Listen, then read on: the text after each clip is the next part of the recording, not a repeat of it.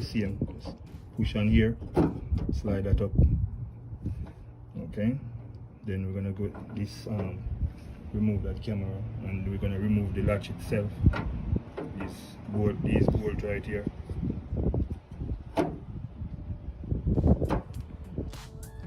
So these bolts here, there are some 8s. Go ahead and get an 8 socket and remove those guys.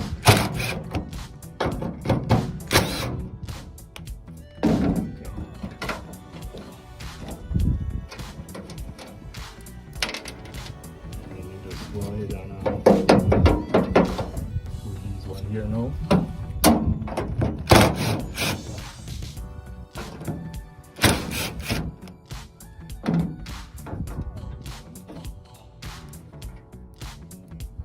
Then there's a clip behind here. You guys can see that, so squeezing the clip.